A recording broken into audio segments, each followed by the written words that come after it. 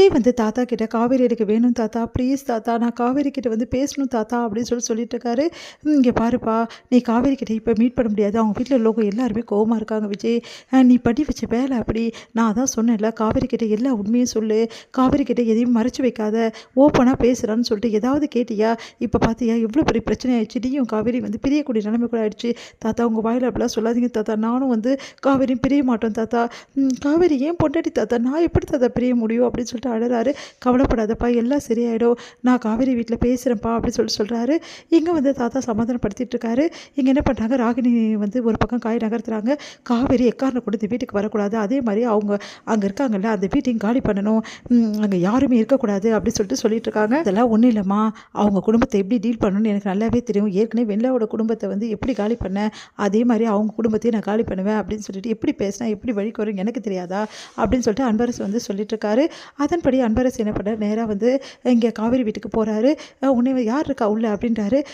என்ன ஆச்சு, உங்களுக்கு என்ன வேணும் அப்படின்றாங்க. வந்து கேட்குறாங்க, இங்கே பாருங்கள், இவ்வளோ நாள் நீங்கள் ஓசிலே இருந்துட்டீங்க, நான் ஒன்றும் ஓசியில் இல்லை, நாங்களும் வாடகை கொடுத்தோம். சரி, ஏதோ ஒரு வாடகைன்ற பேரில் ஒன்று கொடுத்தீங்க, இதுக்கப்புறமா இங்கே தங்கலான்னு நினைக்காதீங்க. அதான் எங்கள் வீட்டு பையனுக்கும் உங்கள் வீட்டு பொண்ணுக்கும் ஒன்றும் இல்லைன்னு ஆயிடுச்சுல, இதுக்கப்புறம் இங்கேருந்து காலி பண்ண பாருங்கள். இங்கே பாருங்கள் ஐயா, நாங்கள் காலி பண்ணுறதுக்கு எல்லா வேலையும் நாங்கள் பார்த்துட்டோம், நாங்களே ஆல்ரெடி காலி பண்ணுறது தான் சொன்னோம். உங்கள் வீட்டில் இருக்க தம்பி தான் வேணான்னு சொல்லிட்டாரு, அதனால தான் நாங்கள் இங்கே இருக்க வேண்டியதாக போச்சு. எங்களுக்கும் இந்த வீடு சரி பண்ணல, நாங்களும் காலி தான் பண்ண போகிறோம். தேவையில்லாமல் நாங்கள் காலி பண்ண சொல்லி வம்பு பண்ணாதீங்க, நாங்கள் காலி பண்ணி அதுவும் கூடிய சீக்கிரம் எவ்வளோ சீக்கிரம் முடியுமோ அவ்வளோ சீக்கிரம் நாங்கள் காலி பண்ணிவிடுவோம் அப்படின்னு அவங்க அம்மா வந்து சொல்கிறாங்க. சாரதா அதை கேட்டு சீக்கிரமாக காலி பண்ணுற வழியை பாருங்கன்னு சொல்லிட்டு போகிறாங்க.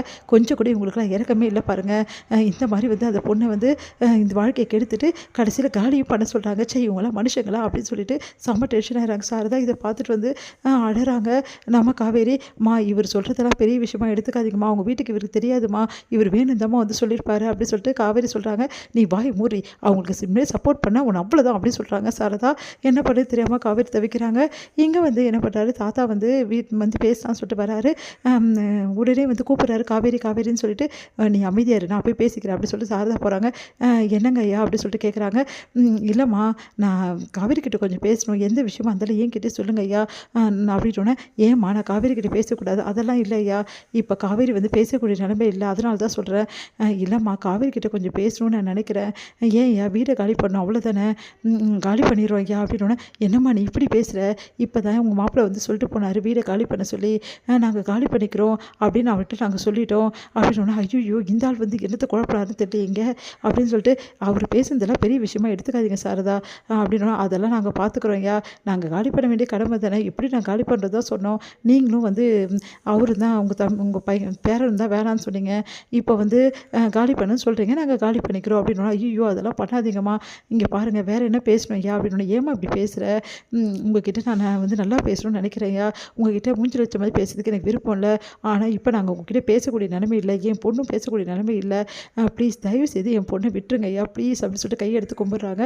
ஒரு விஷயத்தை மட்டும் சொல்லிட்டு போகிறேன் காவேரி, உங்கள் அம்மா சொல்கிறாங்க என்னை போக சொல்லி, தாத்தாவை போக சொல்லி சொல்கிறாங்க, நீ உள்ளே இருந்துட்டு எல்லாத்தையும் கேட்டுட்ருக்கல, இப்போ சொல்கிறேன் காவேரி, என் பேர மனசில் நீ தாம்மா இருக்க, நீ மட்டும்தான் இருக்க, ஆனால் அந்த விஷயத்த நான் சொன்னால் நீ நம்புவியா இல்லைன்னு தெரில, ஆனால் உண்மை இதுதான், என் பேரை உனக்காக காத்துட்ருக்குமா, அந்த வீடு உனக்காக காத்துட்ருக்கு, என் வீட்டு மருமகமா நீ, என் வீட்டு ராஜகுமாரிமா நீ, நீ என்றைக்குமே என் வீட்டு பொண்ணு, அதனால் எப்போவுமே வந்து நீ என் வீட்டு பொண்ணு தான், அதனால் நீ எப்போ வேணாலும் வரலாம், உனக்காக நாங்கள் எல்லாரும் காத்துட்ருப்போம், அதை மனசில் வச்சுக்கிட்டு யோசித்து பண்ணுமா அப்படின்னு சொல்லிட்டு போகிறாரு. இங்கே காவேரி கதறி கதறி அழுறாங்க தாத்தா சொல்கிறத கேட்டு.